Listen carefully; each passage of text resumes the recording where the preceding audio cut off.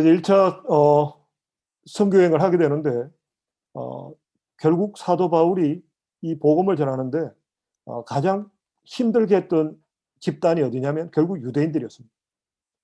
유대인들의 어떤 율법주의, 사도 바울의 어떤 하나님의 부르심, 예수 그리스도로 말미암는 새로운 복음, 믿음의 역사를 가장 거부하고 반대하고 사도 바울을 죽이려고 했던 사람들이 바로 유대인들이었습니다. 이렇게 유대인들의 어떤 무시무시한 핍박과 고난 가운데 1차 선교를 마무리하고 다시 수리아 안디옥으로 돌아간 이것이 1차 선교여행입니다. 그리고 이제 2차 선교여행입니다.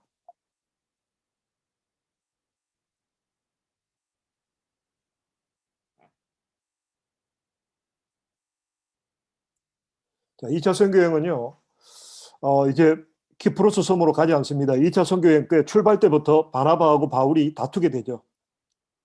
가장 큰 이슈가 마가를 데려가자. 또 바나바는 굉장히 좀 성격이 좀 온유한 편이죠. 그래서 마가가 좀 젊어서 돌아갔지만 우리가 다시 데려가자. 그랬더니 바울은 안 된다. 한 번 도망간 놈은 또 도망갈 수 있다. 그렇게 해서 결국 갈라지게 되는데요. 결국 바나바는 자기 고향인 마가를 데리고 고향인 키프로스로 가게 되고요. 사도 바울은 북쪽으로 가서 고향 다소 지역에 갔다가 1차 선교지였던 더베, 비시디 안디옥, 루스드라, 비시디 안디옥을 거쳐서 드로아로 가게 됩니다.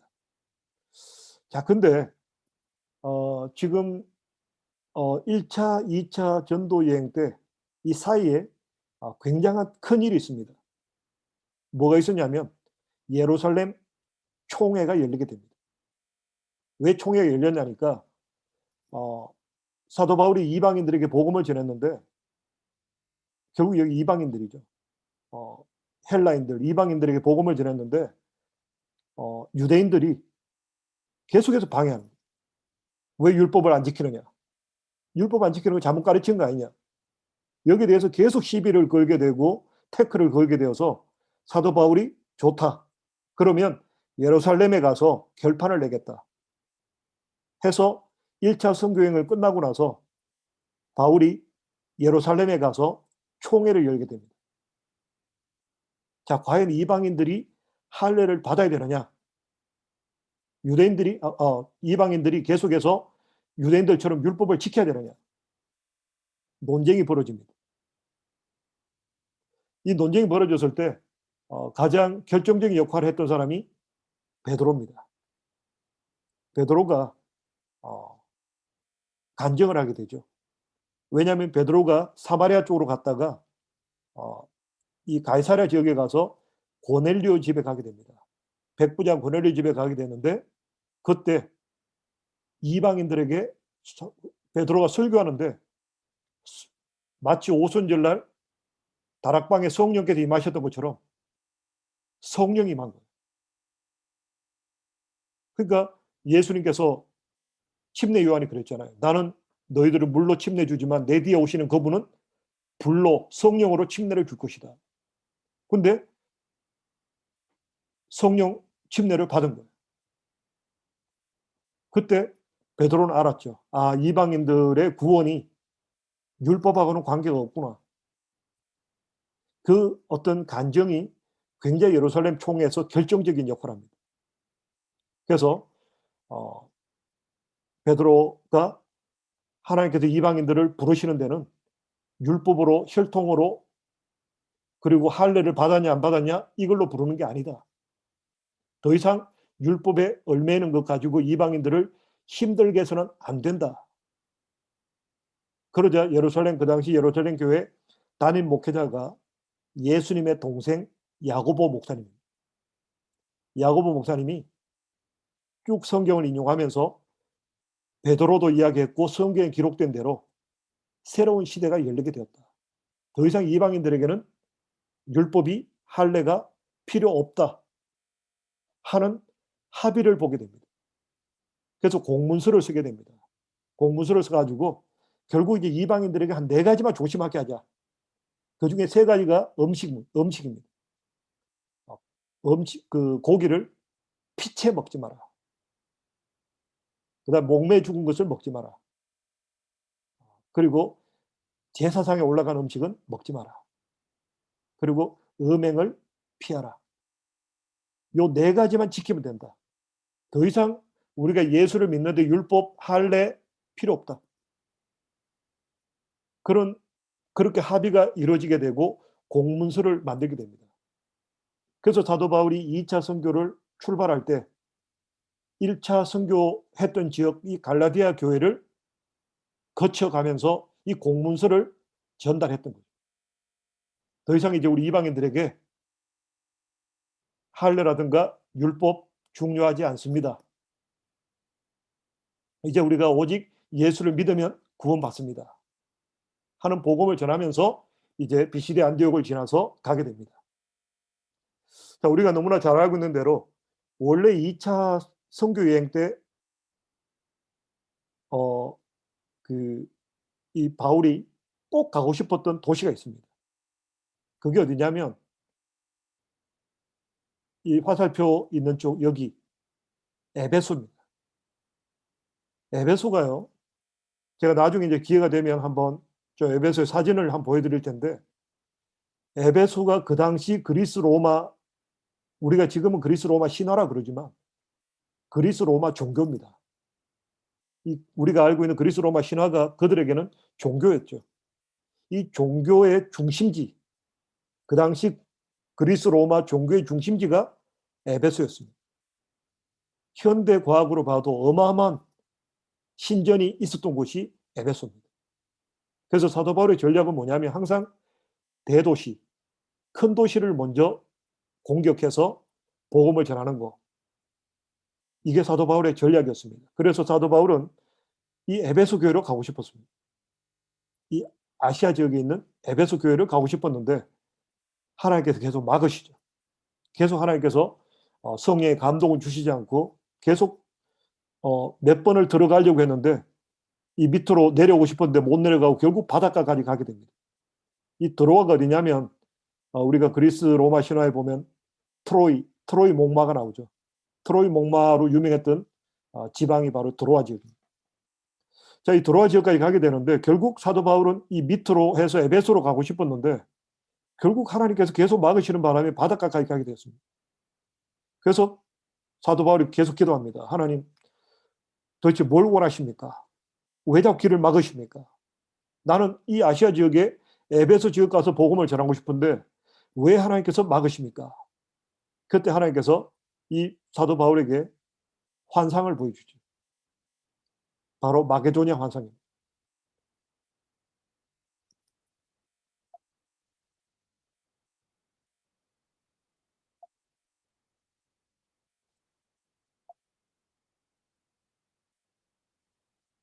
네.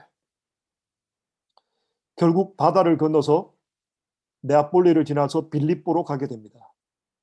이게 사도 바울이 전혀 예상하지 못했던 계획하지 못했던 마치 우리가 성경에 나온 것처럼 우리가 인간이 계획한다 할지라도 그 발걸음을 인도하시는 분은 하나님이시다. 결국 하나님께서 상상하지도 못하게 마게도니아 지역으로 넘어가게 하십니다. 이 드로아하고 이 빌립보 사이 이 바다가 별거 아닌 것 같은데 결국 이게 드로아 지역이 아시아 그리고 빌립보 지역이 유럽입니다. 유럽 지역으로 하나님께서 바울을 인도하셨고요. 그러니까 결국 빌립보, 데살로니가, 베레아 지역을 거쳐서 아덴으로 해서 이제 유럽 지역에 복음을 전하는 것이 2차 선교 여행입니다. 여기도 여러 가지 어려움이 많았지만 결국은 유대인들이 계속해서 핍박합니다. 그런 시간을 통해서 이제 아덴에 갔다가 아테네죠. 아테네 갔다가 고린도 지역으로 이제 가게 됐는데 이 고린도에서 사도 바울이 편지를 두 지역의 편지를 보내게 됩니다. 그 첫 번째가 갈라디아서입니다. 왜 갈라디아서를 쓰게 됐냐면 아까 우리가 살펴본 대로 공문서를 가지고 이 갈라디아 지역에 가서 공문서를 분명히 보여주고 이제 우리 이방인들이 예수를 믿을 때 유대인들처럼 할례를 받을 필요도 없고 율법을 지킬 필요도 없습니다. 분명히 그렇게 해서 할렐루야 그러고 왔는데 사도 바울이 고린도 지역에 와 있는 동안에 유대인들이 가서 그래도 정통파 제대로 하나님 백성이 되려면 할례를 받아야 됩니다. 율법을 지켜야 됩니다. 하니까 이 갈라디아 교인들이 홀라당 넘어가 버린 거예요. 아, 그래야 되는군요. 하고 넘어가 버린 거예요. 그러니까 너무 화가 나서 너희들이 어떻게 그렇게 쉽게 바뀔 수 있냐? 응? 내가 너에게 가서 공문서를 보여주고 우리가 은혜로 말미암아 구원받은 이 사실이 얼마나 기쁘고 중요한 사실이라고 너희에게 몇 번을 강조했지 않냐? 근데 너희가 그렇게 쉽게 넘어갈 수 있냐? 하고 화가 나서 보낸 편지가 갈라디아서입니다. 그리고 이제 두 번째 보냈던 지역은 데살로니가. 데살로니가 지역에서 그때도 유대인들이 핍박합니다. 유대인들의 핍박을 피해서 도망오다 보니까 데살로니가에서 정식으로 목회한 기간은 3주밖에 안 됩니다. 3주 동안 목회를 하고 디모데를 남겨두고 내려오게 됩니다. 그러자 그랬는데 디모데가 내려와서 다행히 데살로니가 지역의 교회가 든든하게 아름답게 잘 세워졌습니다. 그 이야기를 듣고 너무 감사하고 기뻐서 보낸 편지가 데살로니가 전서, 데살로니가 후서입니다. 자, 고린도에서 그런 일이 있었고요. 근데 이제 고린도가 사도 바울 입장에서는요, 실제로 굉장히 이 지역이 낯설었습니다. 결국은 베드로는 아시아인이었고, 이 그리스 지역은 아가야 지역, 마게도냐 지역은 유럽 지역입니다. 문화도 다르고 또 사람들이 생각하는 구조가 너무 달라요. 보통 아시안들은 굉장히 좀 우리가 그 신에 대해서 좀 열려 있습니다. 신적인 존재에 대해서 열려 있는데 반해서 이 그리스 로마 신화를 우리가 보시면 알지만 이 유로피언들은 굉장히 좀 신과 인간을 비슷하게 생각하고 부활이라든가 영혼이라는 단어에 대해서 굉장히 거부감을 느끼는 그런 사람들이었어요. 그러다 보니까 사도 바울이 고린도에 갔을 때 굉장히 낙심하죠. 내가 여기서 참 복음을 제대로 전할 수 있을까? 그 와서 제대로 복음을 전한 데가 없어요. 빌립보에서 좀 전하다가 도망오고 데살로니가 좀 전하다가 도망오고 아테네에 가서 복음을 전했는데 별로 열매가 없었습니다. 그래서 사도 바울이 고린도에 가서 굉장히 좀 낙심해 있었죠. 낙심해 있었는데 그때 하나님께서 환상을 보여주시죠. 이 고린도 지역에 내가 택한 사람이 많이 있다. 내가 너와 함께 할 테니까 담대하게 내 복음을 전해라. 해서 복음을 힘있게 전하면서 많은 열매를 맺게 되면서 2차 선교여행이 마무리됩니다. 자, 이렇게 고린도에서 2차 선교를 마무리하면서 에베소는 잠깐 맛보기를 합니다. 맛보기를 하고 가이사랴를 통해서 예루살렘 돌아와서 수리아 안디옥으로 돌아오는 이 코스가 2차 선교 여행입니다. 자, 이제 그러고 나서 3차 전도 여행은요. 그렇게 꿈꾸었던 에베소로 가게 되는 것이 3차 전도 여행입니다. 에베소에서 한 2년 반 머물면서 굉장한 열매를 맺습니다. 그야말로 폭발적인 사도 바울이 가지고 있던 수건을 누구든지 가져가기만 하면 그 수건만 덮으면 병이 나았고 귀신이 떠나가는 기적이 나타났습니다. 우리가 초대교회 보면 참 드라마틱하죠.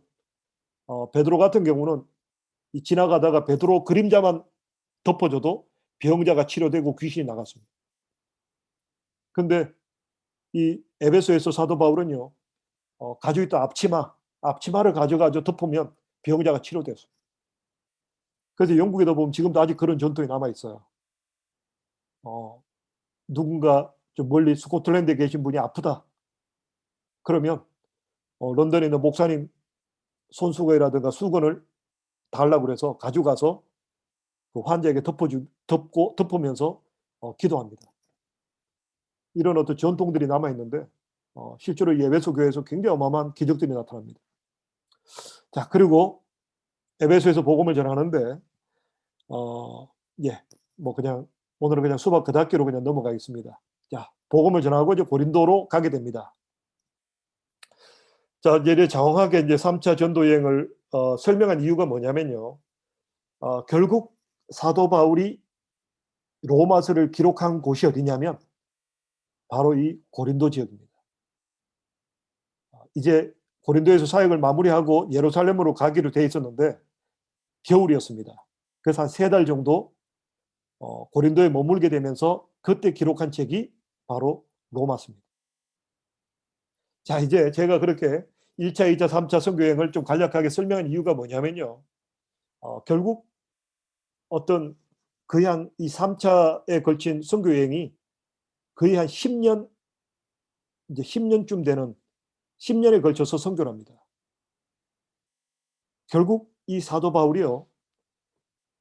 이제 예수 그리스도를 인격적으로 만나게 되고 그러고 나서 고향으로 돌아가서 한 10년 정도 성경을 연구합니다. 그야말로 성경에 박식했던 그 바울이 또 10년 동안 더 이 성경과 복음에 대해서 연구합니다. 근데 만약에 그냥 연구하고 바로 이렇게 로마서를 썼다면 별로 우리에게 와닿지 않았을 거예요. 근데 10년 동안 실제적으로 선교를 하면서 그야말로 산전수전, 공수전, 물수전, 수중전까지 다 거치면서 그리고 이 유대인들과 피 튀기는 전투와 전쟁을 하면서 그리고 또 고린도 교회가 얼마나 또 속을 썩인 교회인지 모릅니다. 그야말로 교회의 어려움, 또 외부적인 어려움, 유대인들의 어려움, 이 모든 어려움, 그리고 또 얼마나 많은 비방을 받았는지 모릅니다. 왜 네가 그런 복음을 전하느냐? 왜 율법을 안 지키느냐? 수많은 핍박과 어려움과 아픔을 거치고 그리고 또 그 복음을 전하는 가운데 아까 2차 선교 여행 때 갈라디아서 편지를 보내죠. 갈라디아서를 기록하기도 하고 그야말로 물수전 공수전 인생에 있어서 겪을 수 있는 모든 것을 다 겪고 나서 기록한 책이 로마서라는 것입니다. 그래서 로마서가 그야말로 복음의 끝판왕입니다. 그야말로 사도 바울이 구약을 연구하고 예수 그리스도의 삶에 대해서 고민하고 이방인 교회와 유대인들 교회 사이에서 고민과 갈등 속에 그야말로 평생에 걸친 최후의 역작, 그 책이 바로 로마서라는 것입니다. 그야말로 이제 사도 바울이 3차 선교여행을 다 끝내고 이제 인생을 그야말로 이제 더 이상 이제 이 아시아 내가 이제 복음 전할 곳이 로마, 스페인밖에는 남지 않았다. 그야말로 인생의 가장 하이라이트를 지나고 나서 복음의 꽃을 피우고 나서 이론을 정립하고 나서 최후에 기록한 책이 바로 이 로마서라는 것입니다. 그래서 로마서가 귀중합니다. 그래서 우리가 로마서만 제대로 공부하고 나면 로마서만 제대로 이해하면 우리가 성경을 정확하게 꿰뚫어 볼 수 있다라는 거죠. 이 책이 바로 로마서입니다. 그래서 이제 여전도에는요, 특별히 화요 성경 공부 때 매주 화요일 날 오전에 그 로마서를 매주 한 장씩 공부를 할 계획입니다. 그래서 16주간 로마서가 16장이기 때문에 16주 동안 이제 화요성 공부를 할 계획입니다. 근데 비단 여전도뿐만 아니라 남전도에도 열려 있습니다. 그때 오전에 화요일 날 오전에 11시에 가능하시면 오셔서 매주마다 한 장씩 로마서를 공부해 갈 계획입니다. 그래서 로마서만 제대로 이해할 수 있으면 성경 전체가 뚫리게 됩니다. 아, 성경이 이렇게 기록됐구나. 성경이 우리에게 가르치는 것은 이런 내용이구나. 그야말로 엑기스 중에 엑기스, 복음 중에 복음, 그 책이 바로 로마서입니다. 자, 한번 좀 내용을 한번 좀 보도록 하겠습니다. 일단 그 로마서의 대상이 누구냐면 유대인과 이방인을 포함해서 로마에 있는 모든 그리스도인들을 위해서 썼다. 이게 굉장히 중요한 의미가 있습니다. 이따가 한번 좀 만화를 통해서 좀 보도록 하겠습니다. 그리고 기록 목적은요, 3가지 기록 목적이 있습니다. 로마서를 기록할 때 특별히 이제 그 로마서 구조가 그렇게 되어 있습니다. 1장 1절부터 17절까지가 서론입니다. 그리고 15장 14절부터 16장까지가 결론 부분인데 결국 이 서론 부분과 결론 부분은 서신체로 되어 있습니다. 편지체로 되어 있습니다. 그러니까 뭐 잘 있냐, 내가 너희들 소식 잘 듣고 있다, 내가 이런 계획이다, 이렇게 기록한 부분이 서론과 결론이고요. 그리고 1장 18절부터 15장 13절까지가 그 하나의 어떤 논문입니다. 그야말로 엑기스, 성경의 어떤 핵심을 기록한 논문입니다. 그런 구조로 되어 있는데 결국 서론 부분과 결론 부분을 보다 보면 왜 편지를 썼는지 세 가지 이유가 나옵니다. 첫째는 보면 이제 내가 스페인을 가는데 로마에 먼저 들렀다가 스페인으로 가겠다. 그런 내가 로마로 가기 전에 미리 너희들에게 예습하라고 이 내용을 보낸다. 그런 부분이 기록되어 있고요. 그러니까 두 번째는 로마에 있는 교회가 어, 자연 발생적으로 생기진 교회입니다. 오순절날 예루살렘에 왔다가 성령 강림이 일어납니다. 그러니까 그 광경을 굉장히 많은 사람들이, 많은 유대인들이 봤고요. 그중에 로마에서 또 로마 근처에서 온 사람들도 있었다는 거죠. 그래서 그날 3,000명이 회개하고 베드로가 안전병이 일으켰을 때 5,000명이 회개합니다.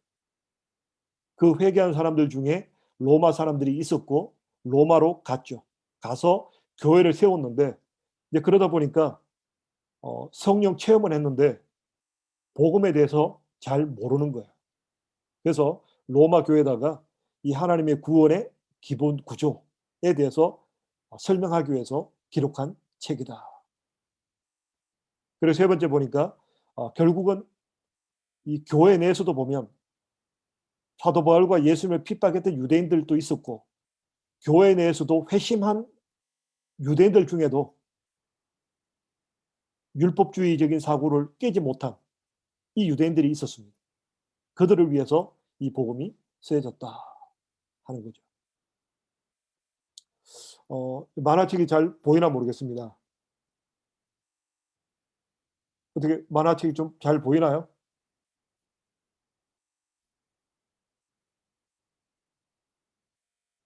예.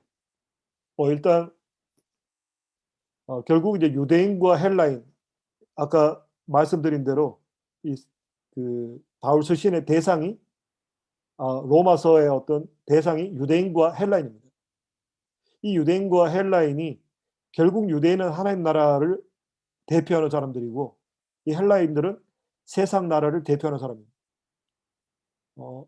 기억나실지 모르겠습니다. 결국 우리가 구약을 그때 어성경 공부할 때 하나님 나라와 세상 나라, 하나님께서 믿음의 조상 아브라함을 선택해서 하나님의 나라를 세우기를 원했고 바벨론을 중심으로 세상 나라가 세워지는 이 구조가 구약의 구조입니다. 그런데 사도 바울이 이제 유대인들에게나 헬라인에게나 똑같은 복음을 전했다는 것은 뭐냐면 이제 이 복음이 하나님의 나라와 세상 나라에게 똑같이 통합되기 시작했다는 거예요. 이것은 어디서 출발하냐면요. 어, 하나님께서 아브라함을 부르실 때 아브라함이 주신 약속이 뭐냐면 너로 말미암아 천하 만민이 복을 받게 할 거다. 구약의 시대는요. 하나님 나라는 유대인들이고 세상 나라하고 분리가 되어 있었어요. 그런데 사도 바울이 로마서를 기록하면서 나는 유대인에게나 헬라인에게나 빚진 자다. 통합이 된다. 예수 그리스도 안에서의 통합이 들어갑니다. 이것이 원래 유대인들의 그 사명이 뭐냐면 의무와 사명이 하나님께서 하나님 나라 유대인들을 선택한 이유가 이방인들을 하나님께로 인도하는 이 일에 서시기 위해서 하나님이 선택하였다. 그래서 마침내 사도 바울이 유대인과 헬라인을 통합시키는 이 작업이 이루어지고 있는 책이 바로 로마서라는 거죠. 만화를 하나 더 보도록 하겠습니다.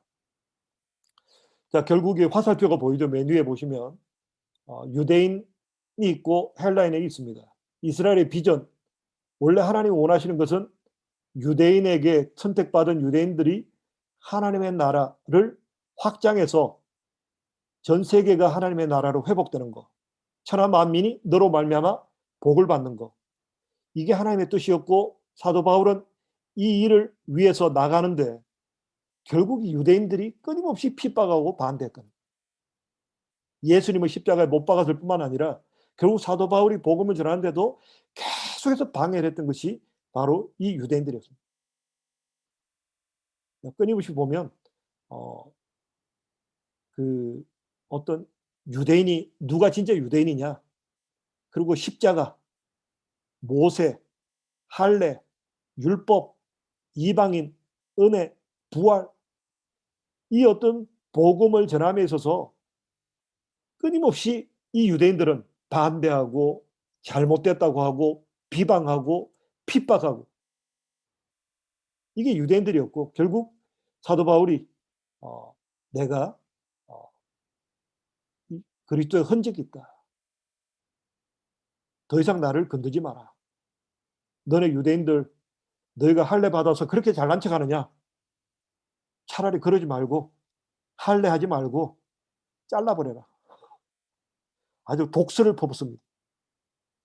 너희가 할례 받는 게 그렇게 대단하다고 착각하는데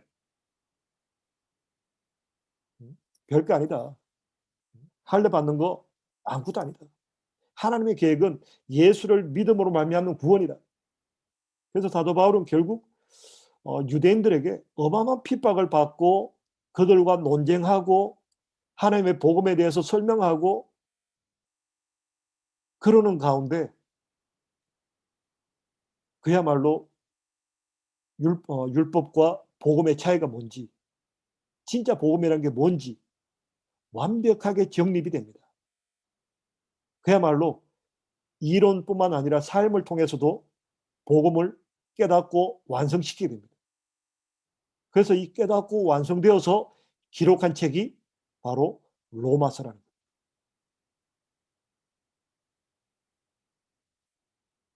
자, 로마서를 우리가 읽어갈 때요, 이 핵심어 키워드가 있습니다. 키워드가 결국 세 가지입니다. 죄와 구원과 믿음. 결국 우리가 하나님과 관계가 단절된 이유가 뭐냐? 결국 죄다. 이사에서도 기록하고 있죠. 하나님이 귀가 어두워서 듣지 못하는 것이 아니다. 하나님이 손이 짧아서 구원하지 못하는 게 아니다. 하나님과 인간 사이에 죄가 가로막고 있다.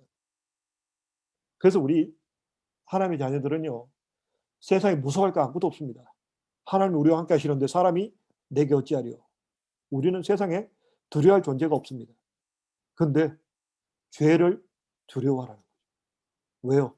이 죄 문제에 있어서는 죄 때문에 하나님의 은혜가 임하지 못하고 하나님의 능력을 경험하지 못하고 하나님의 축복을 경험하지 못한다. 결국 우리가 이 죄 때문에 하나님과 관계가 단절됐다. 그래서 이 관계를 어떻게 회복할 수 있는가? 결국 예수 그리스도를 믿어야 구원을 받을 수 있다. 그래서 구원과 믿음, 믿음으로 말미암는 구원.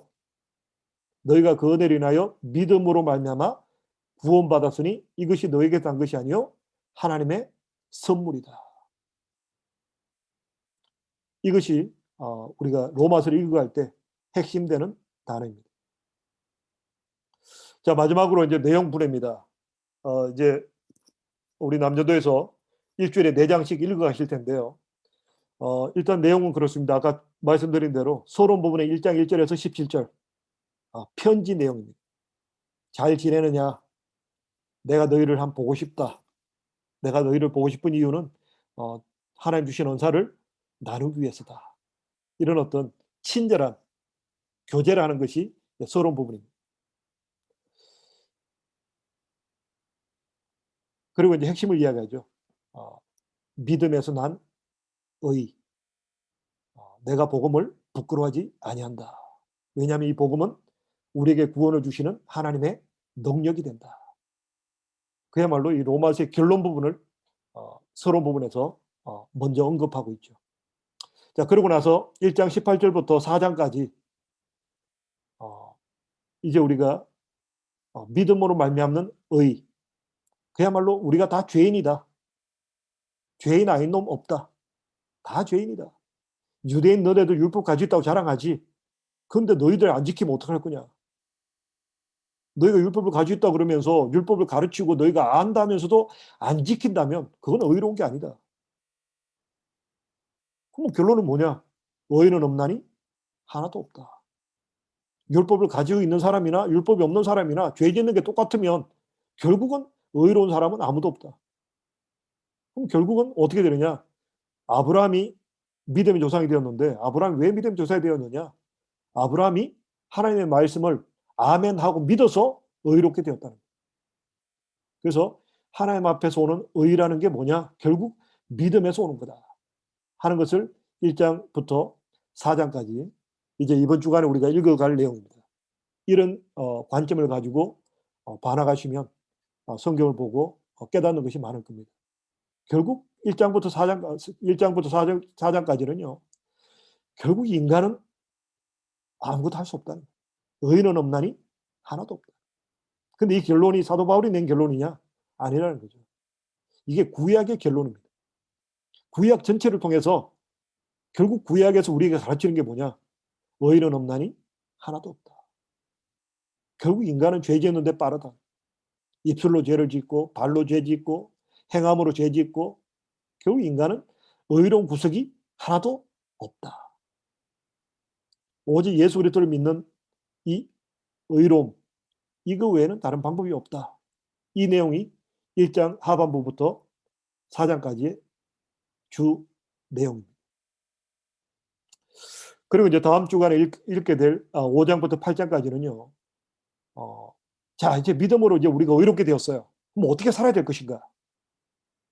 그러면서 6장에 보면 침례가 나오죠.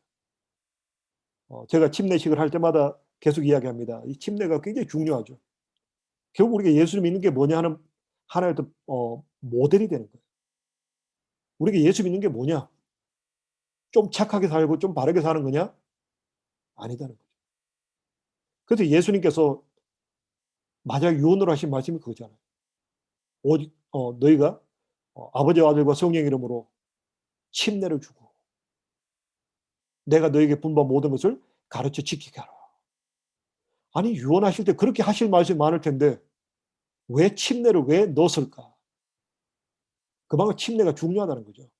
왜냐하면 침례라는 것이 결국은 우리 예수 믿는 것이 무엇인가를 보여주는 상징적인 사건이라는 거예요. 그래서 로마서 6장에 보면 침례에 대해서 뭐라고 되어 있습니까? 침례란 것은 죽는 것이다. 물에 들어가는 것은 죽음이라는 거예요. 예수를 믿는 게 뭐냐? 죽는 거다. 죽고 새 출발하는 거예요. 뉴 크리에이션. 우리가 예수 믿고 가장 착각하는 게 뭐냐면 조금 더 착해지는 거, 조금 더 의로워지는 거 아니라는 거예요. 예수 믿는 거 뭐냐? 죽었다가 그냥 금방 깨어나는 게 아니라 3일 동안 장사되고 그리고 부활하는 거예요. 거듭나는 거죠. 그럼 이제 우리가 죽고 이제 육체로 살아왔던 우리 삶을 죽고 새롭게 거듭난 사람들 어떻게 살아야 되냐? 의의 도구가 돼야 된다. 그동안 악을 행하고 죄를 짓고 살았는데 이제는 의의 도구가 되어서 하나님의 도구가 되어서 착하고 바르게 완전한 새로운 인생을 살아야 된다. 이것을 설명하고 있는 책이 설명하고 있는 부분이 5장부터 8장까지 내용. 그리고 이제 9장부터 12장까지는요. 자, 그렇다면 도대체 하나님의 계획이 아브라함을 통해서 선택했죠. 유대인들을 선택했는데 도대체 이 선택의 문제가 이방인들과 이 이스라엘 사람들 이 관계를 어떻게 해석해야 될 것인가? 이 부분에 대해서 기록한 책이 부분이 9장부터 11장까지 내용. 그리고 이제 12장부터는요. 실천 부분이죠. 12장 1절에 보면 그렇게 시작합니다. 접속사 하나를 가지고 시작하죠. 그러므로 제가 이제 앞에서 우리가 쭉 이제 신학적인 논문을 봐왔습니다. 그러면 이제 우리가 구체적으로 실제적으로 어떻게 살아야 될 것인가 하면서 그러므로라고 기록된 겁니다. 그리고 유명한 게 13장 13절이죠. 성 어거스틴이 하나님께서 로마서 13장 13절을 봐라. 이런 감동을 받고 성경을 폈는데 이제 어둠의 옷을 벗고 낮에 새 옷을 입어야 된다. 그 말씀 보고 회심했다는 유명한 말씀이 13장 13절입니다. 이런 어떤 순종하는, 이제 하나님 말씀대로 순종하는 삶을 살아야 된다 하는 부분이 15장 13절까지 되어 있고요. 15장 14절부터 16장까지 서신체입니다. 내가 이제 너희에게 갔다가 스페인으로 가려고 한다. 그리고 지금까지 내가 이 10년 이상을 선교여행하면서 내가 힘들고 어려울 때 나를 도와주는 사람이 참 많았다. 이런 사람들이 너희도 고맙게 생각해야 된다 하면서 이 사람도 있고 저 사람도 있고 한 26명 정도 언급하면서 이 사람도 있고 저 사람도 있고 그런 사람도 있다. 위에서 기도해줘라. 그러면서 결론을 내고 있는 것이 로마서입니다.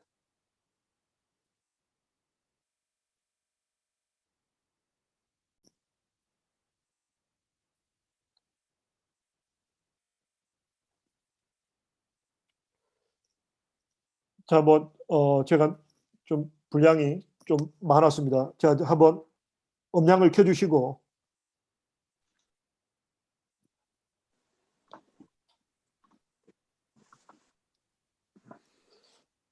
예. 오늘 이렇게 워낙 좀 방대한 내용이 좀 이렇게 다뤄져서 좀 힘드셨겠지만,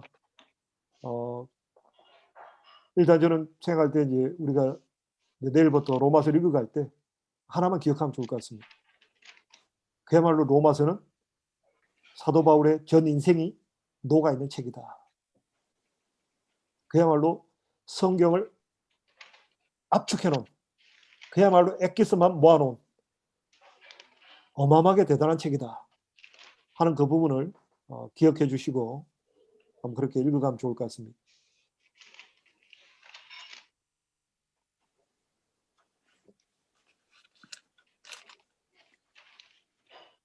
어떻게 우리 배우사님, 네. 오늘 좀 일종의 개요에 대해서 좀 나눴는데 어떻게 소감이라 그래야 되나요? 어떻게 생각하시나요? 네. 미리 이렇게 정리를 하고 가니까 도움이 많이 되겠습니다. 네, 감사합니다. 어떻게 권인수님 이제 로마서 열심히 공부하셔야죠.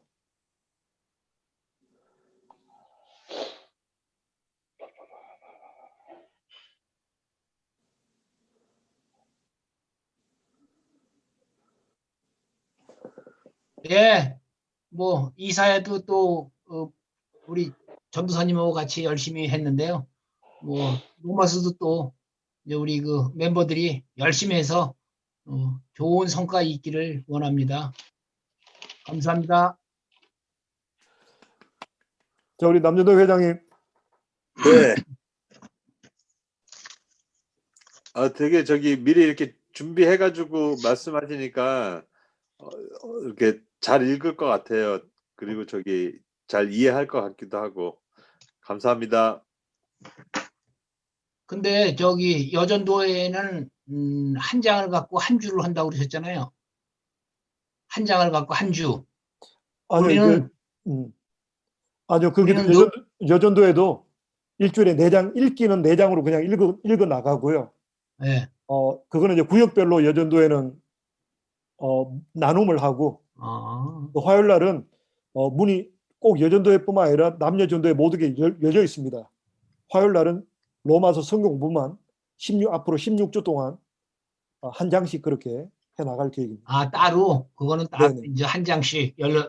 16주를 하고 우리 저기는 이제 4주에 끝나는 거고 넉 장씩 네네. 하는 거는 예. 그러면 여전도회가 할 때 아침 10시 그때 그 1장씩 이렇게 네네. 11시입니다. 예, 오전 11시에 들어오시면 됩니다. 예. 알겠습니다. 나는 또 여전도에는 한 장씩만 하고 16주만 하는데 우리는 남전도에는 머리도 나쁜 사람들이 뭘 많이 하나 그 생각을 했지. 아니 머리 나쁜 사람들이 아니고 나만 나만 머리가 나쁜데. 네, 우리가 성경을 공부하는 데는 그 5가지가 필요합니다. 성경은요, 먼저 읽는 것이 가장 기본이고요. 읽기, 그리고 듣기, 그 다음에 성경 공부, 암송, 묵상. 네, 이렇게 5과정을 거쳐야 우리가 말씀을 제대로 이해할 수 있다. 네, 그렇게 보는데, 그래서 특별히 이제 성경 읽기는 남녀 전도회가 똑같이 나가고요. 성경 공부는 화요일 날 11시에 따로 구분돼서 공부를 하게 됩니다. 네, 알겠습니다. 예, 우리 박상희 수사님. 예. 뭐 모처럼 다시 또 로마서를 읽어서 어떻든 좋은 시간 될 것 같습니다. 감사합니다. 하여튼 우리 박선조 전사님이 제가 이사여서 그 이제 매일마다 올리시는 걸 보면서 참 감사하다 싶은 게, 저는 이게 긴 걸 굉장히 싫어하거든요.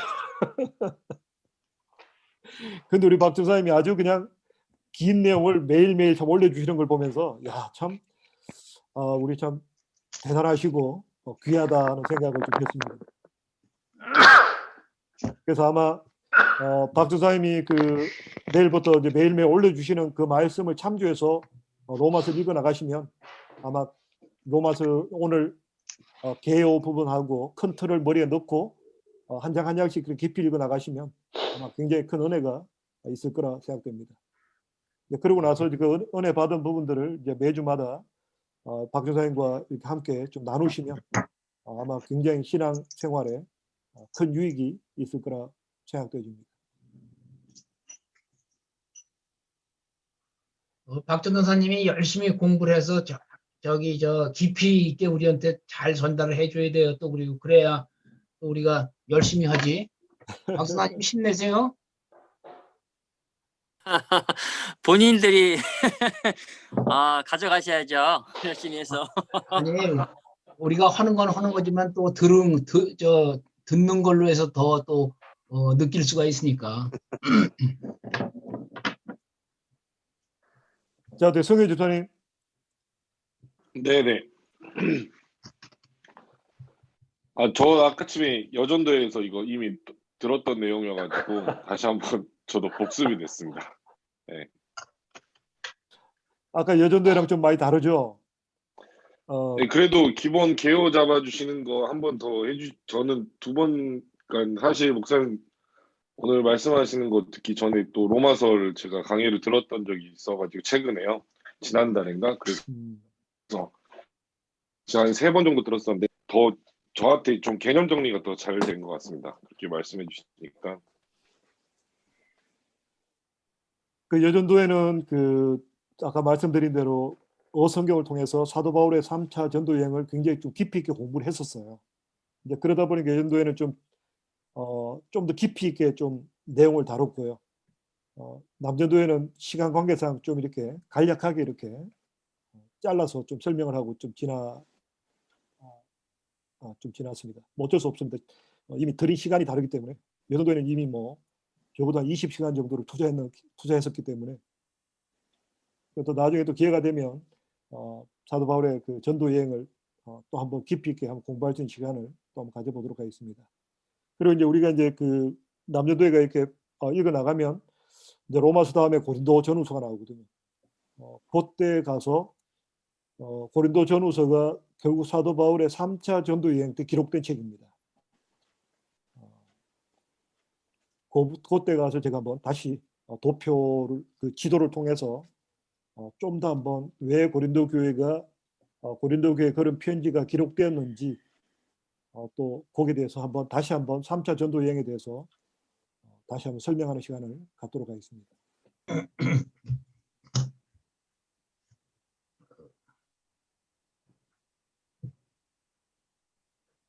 제가 4년 전인가 그때 그 그리스 갔을 때 그때 고린도를 한번 갔었었는데, 제가 고린도를 갈 때 지금 이 내용들로 알고 갔으면은 훨씬 좋았을 건데 그때 모르고 그냥 구경 삼아 갔다가. 그리스가 아니고 터키 아니야? 고린도 지방이? 아니요, 그리스에서 아테네에서 차로 한 1시간 반 정도 가면은 네, 아테네 옆입니다. 그렇죠. 아가야 지역이죠. 그리스 터키를 갈 때 고린도를 갔는데 뭐 다 그냥 완전히 그 폐허나 마찬가지잖아. 거기 다 부서져서. 그렇죠. 난 계속 그게 터키 쪽인가 생각했더니 그리스야. 고린도 체멜에서 고린도 그러니까 안디옥. 체멜에서 내가 안디옥하고 저기 착각을 했구나. 안디옥은 터키 쪽이고.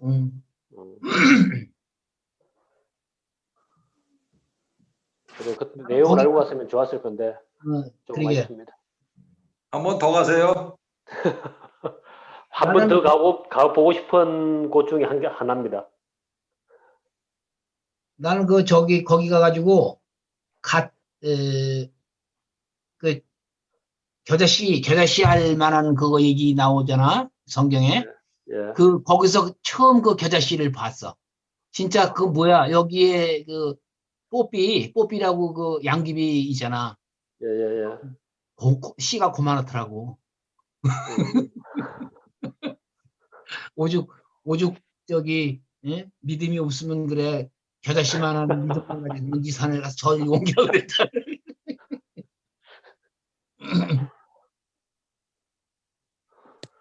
이제 이거 로마서 끝나면 또 뭐 하나요? 베드로전서 하나요? 베드로 거 하나? 아까 고린도를 하신 것 같은데. 고린도. 그러면 수목금 네 번을 어떻게 한다고 그랬죠? 수목금토. 수목도. 수목금토. 네. 수목금토하고 한 4장씩 그다음에 여전도는 화요일 오전에 하지만 남전도는 화요일 저녁에 하자고 한 거를 그대로 가는 건가요, 지금? 그러면? 예. 그렇죠? 예.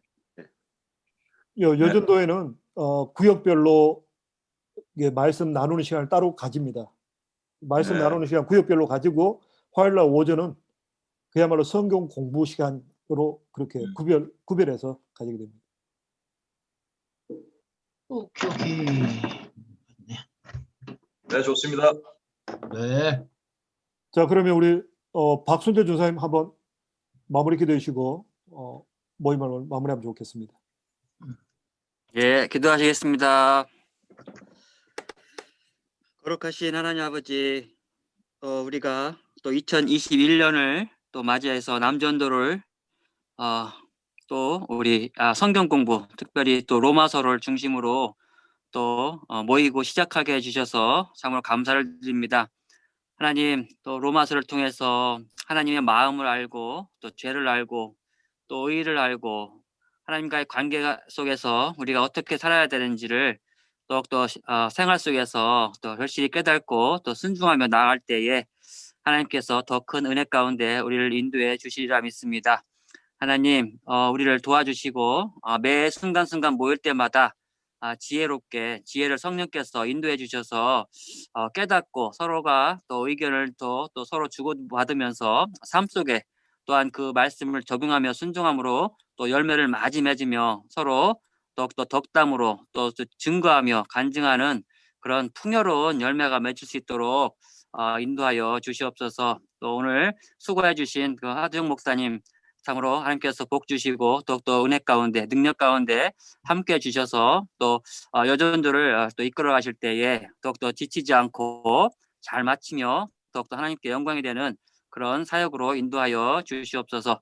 또 특별히 2021년 또 모이지 못하는 남전도 회원들이 많습니다. 하나님께서 그 마음들 또 삶 가운데 만져주시고 회복시켜 주셔서 또 이 은혜 자리에 다 모일 수 있도록 허락하여 주시옵소서. 참으로 감사합니다. 이 모임을 통해서 영광 받으실 주 예수 그리스도의 이름으로 감사 기도 올리옵나이다. 아멘. 네. 그러면 이제 다음 주부터 그 16장이니까 4주죠. 4주 동안 이렇게 교제해 주시고 4주 후에 제가 고린도 전서 시작하기 전에 제가 한번 또 지도를 통해서 또 고린도전서의 구조에 대해서 한번 나누는 시간을 한번 갖도록 하겠습니다. 특별히 박 교수님 그리고 또 이영규 교수님 또 안수 집사님들 중심으로 또 이렇게 아름다운 교제가 있기를 바랍니다. 네, 감사합니다. 감사합니다. 감사합니다. 네, 감사합니다. 수고하셨습니다. 감사합니다. 감사합니다. 감사합니다. 어이.